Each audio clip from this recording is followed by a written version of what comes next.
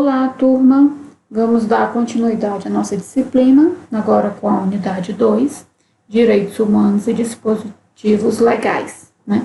Lembrando que eu estou chamando a parte de slides de parte 1 e a parte do PDF de parte 2, porque, de certa forma, essas aulas elas estão sendo a continuidade dos assuntos, um aprofundamento na parte da aula em PDF. Para esta unidade 2, nós temos alguns conteúdos, certo? São essas declarações dos direitos do homem e do cidadão, da mulher e da cidadã, e a Declaração Universal dos Direitos Humanos, né? E o último tópico, Direitos Humanos no Brasil. Antes da gente abordar todos esses conteúdos, eu quero que vocês tenham em mente alguns conteúdos lá da primeira unidade, né? Então, lembrando, primeiro, que os direitos humanos a gente está conceituando como dois movimentos. Um movimento social, né? Um movimento de fatos que vão se constituindo na história e vão desencadeando essa discussão sobre os direitos humanos, e ao mesmo tempo em que a gente tem a produção de ideias e valores filosóficos, conceituais. Então, a gente tem um movimento de fatos ocorrendo em relação aos direitos humanos, junto à produção de ideias, certo? Então, não quero que vocês percam essa ideia desses dois movimentos, social e conceitual.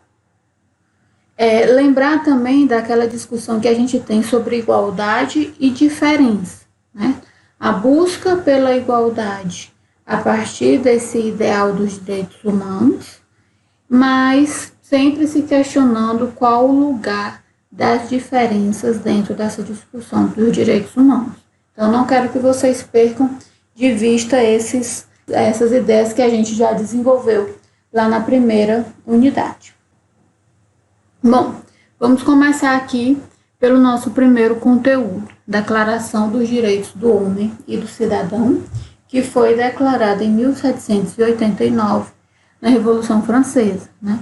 Aqui a gente tem um quadro representativo, né, desse período da Revolução Francesa, que é a Liberdade Guiando o Povo, de Delacroix, né? E ela é considerada uma imagem símbolo da Revolução Francesa, desse ideal de liberdade e dos conflitos ali que também estavam acontecendo entre aristocracia e burguesia. E o que é que a gente vai ter nos artigos da Declaração dos Direitos do Homem e do Cidadão? Primeiro, os homens nascem e são livres em iguais e direitos. Nascem e são livres e iguais em direitos, né? Então, no primeiro artigo, a gente tem a ideia da liberdade e a ideia da igualdade. No segundo artigo, a gente vai ter a finalidade de toda associação política é a conservação dos direitos naturais e imprescritíveis do homem. Esses direitos são a liberdade, a propriedade, a segurança e a resistência à opressão. Então, a gente tem esses direitos considerados naturais, que fazem parte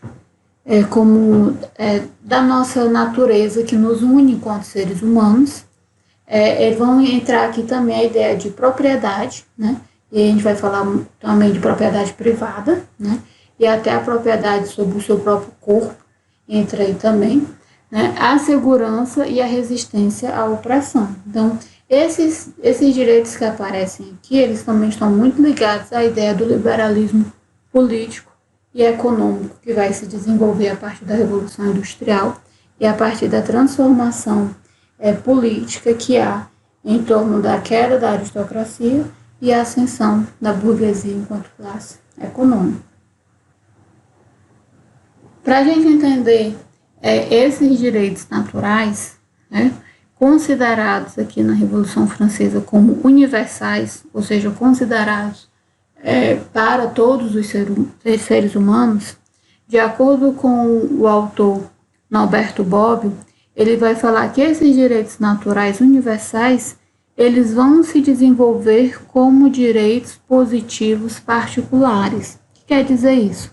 A partir desses ideais de liberdade, igualdade, propriedade, segurança, esses direitos eles vão entrar nas leis normativas, eles vão ser apropriados pelos direitos positivos, aqueles das nossas leis, das nossas constituições. Então, eles vão se particularizar, por exemplo, no Brasil, na Constituição de 1988, para finalmente encontrar sua plena realização com os direitos positivos universais. Ou seja, à medida em que eles se particularizam enquanto direitos de um determinado lugar, com o movimento a partir de 1948, da Declaração Universal dos Direitos Humanos, esses direitos positivos particularizados em cada região, eles vão sendo considerados também direitos positivos universais. Ou seja, a gente vai fazer um movimento entre esses direitos naturais, eles se positivam de forma particulares nas realidades das sociedades, dos países, e aí quando eles vão se positivando em várias realidades diferentes, eles vão se tornando também direitos positivos universais, né? Então, a gente vai ter esse caminho dos direitos naturais e positivos nessa mão dupla, né, de universalidade e particularidade, que a gente discutiu também um pouco na primeira unidade. E aí, essa ideia de universalização dos direitos humanos, elas começam a ser discutidas desde a Revolução Francesa, como a gente já nos antecipamos na primeira unidade.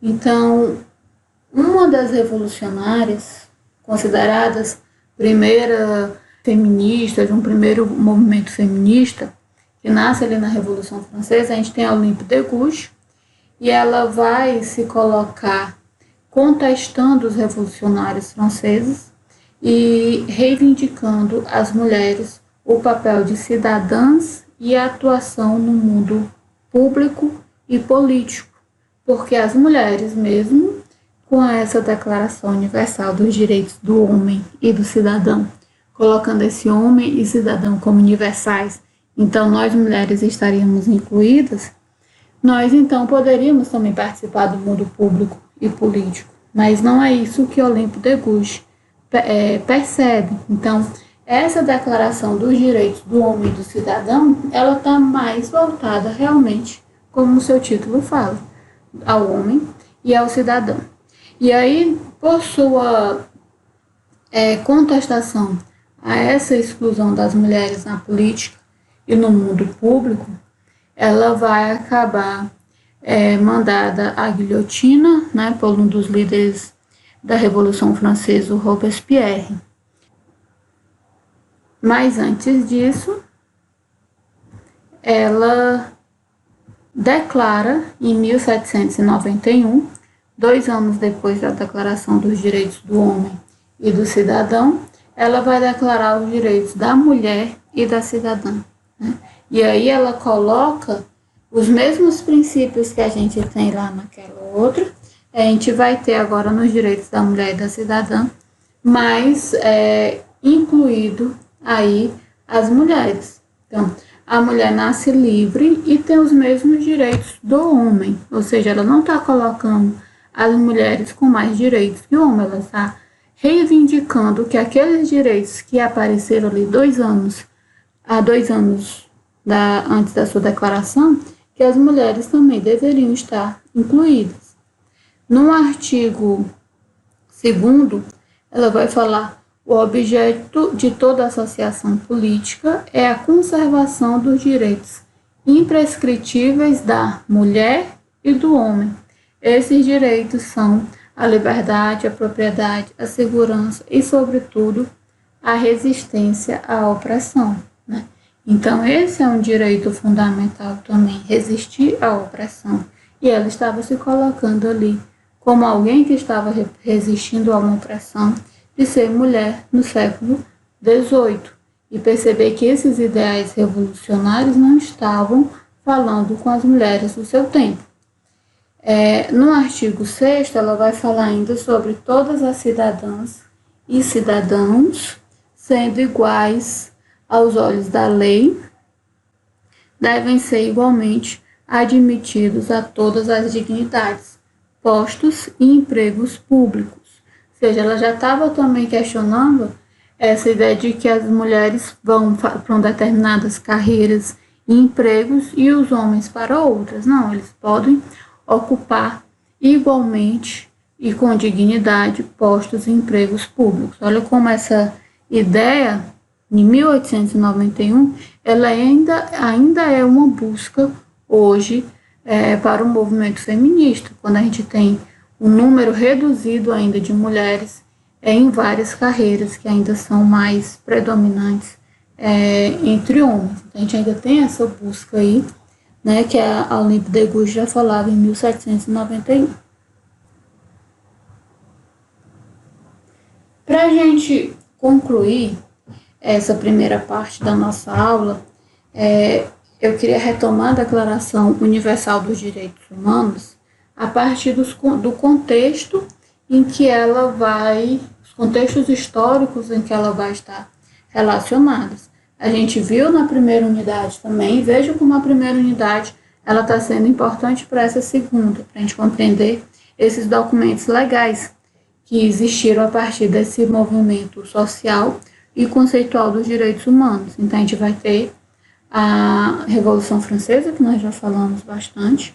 Entre a Revolução Francesa e a Primeira Guerra e Segunda Guerra Mundial, vai ter um lapso de tempo bem grande, né, em que a gente precisa lembrar que aí vai ter uma intensificação do imperialismo, do colonialismo, que especialmente sob o jugo das nações europeias e dos Estados Unidos, nós aqui na América do Sul, na África, a gente vai ter um desenvolvimento do liberalismo político e econômico que se desenvolve fortemente a partir da Revolução Francesa, com a queda da aristocracia e ascensão da burguesia, né, enquanto classe econômica.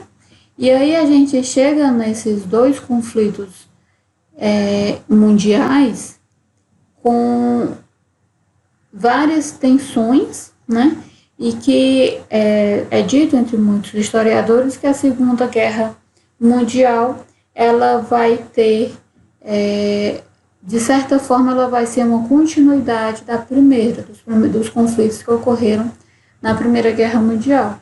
E aí a gente vai ter a Alemanha como, né, a grande humilhada ali da Primeira Guerra Mundial e o acirramento de sentimentos nacionalistas. E aí a gente vai ter o surgimento ali dos movimentos nazistas na Alemanha e o fascismo na Itália. Então a gente vai ter vários contextos e conflitos, né, históricos que até a gente desencadear em 1948 com a Declaração Universal dos Direitos Humanos. E entendendo que os conflitos oriundos dessas duas guerras são importantes para a retomada dos valores de igualdade, liberdade, fraternidade, não discriminação, né, entre os seres humanos. Mesmo que pós 1945, né, quando termina a guerra, e em 1948 é declarada a Declaração dos Direitos Humanos, a gente ainda vai ter um contexto conflituoso com a Guerra Fria. Então, assim, apesar dessa tentativa de retomada desses valores, a gente ainda vai ter tensões que ainda vão tentar ser mitigadas, mas que elas ainda vão permanecer, né? E aí eu quero que vocês tenham em mente como que esse contexto histórico para compreender os direitos humanos ele é bastante extenso. Bom, e como é que fica o Brasil, né, na conquista desses direitos? O Brasil, ele vai ser uma nação, né, que vai estar desde da origem da Organização das Nações Unidas, vai participar junto com outros países de sua fundação, e em 1948 vai estar presente nas discussões sobre a Declaração Universal dos Direitos Humanos, e o Brasil, ele é considerado um país interessante, né, nesse contexto pós-Segunda Guerra Mundial, porque o Brasil, ele é visto como um país fruto de raças diferentes, né? Enquanto a gente teve o Holocausto e a discussão racial muito forte nesse período, a gente vai ter uma nação como o Brasil como fruto da colonização de Portugal, brancos, indígenas e africanos. Então, a gente vai ter uma nação que ela surge a partir da chamada miscigenação de raças, ou seja, ela surge justamente questionando esses ideais nazistas que apareciam como considerar raças superiores e inferiores. E aí vai surgir uma discussão dentro da sociologia, da antropologia brasileira e da história, que é a da democracia racial, né?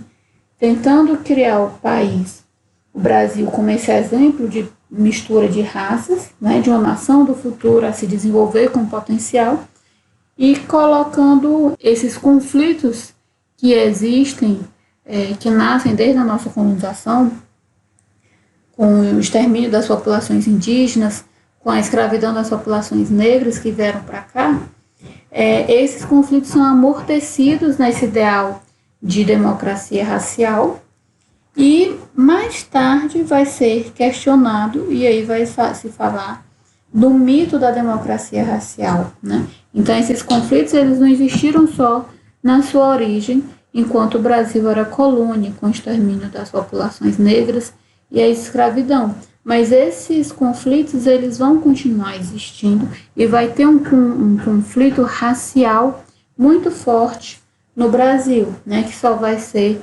discutido mais abertamente, né, vai demorar a se fazer essa discussão. A gente viu que a história do Brasil, né, ela vai passar por diversos momentos de violação dos direitos humanos. E aí a gente vai ter a Constituição Federal de 88, pós um duro regime, né, militar de 21 anos, iniciado em 64, e aí a Constituição de 88 é a nossa redemocratização, né, e o nosso retorno aos valores dos direitos humanos, né, no nosso país. Então a gente vai ter no nosso artigo 5º essa positivação dos direitos, dos valores dos direitos humanos. Então, no nosso artigo 5º, a gente tem bem claro, todos são iguais perante a lei, sem distinção de qualquer natureza, né? Garante-se aos brasileiros e aos estrangeiros residentes no país a inviolabilidade do direito à vida, à liberdade, à igualdade, à segurança, à propriedade, né? E vão ter alguns incisos que eu destaquei aqui sobre homens e mulheres serem iguais em direitos e obrigações, essa igualdade entre homens e mulheres que ainda é muito buscada, não se dá de fato. Ninguém será obrigado a fazer ou deixar de fazer alguma coisa senão em virtude de lei, e ninguém será submetido a tortura nem a tratamento desumano ou degradante, né?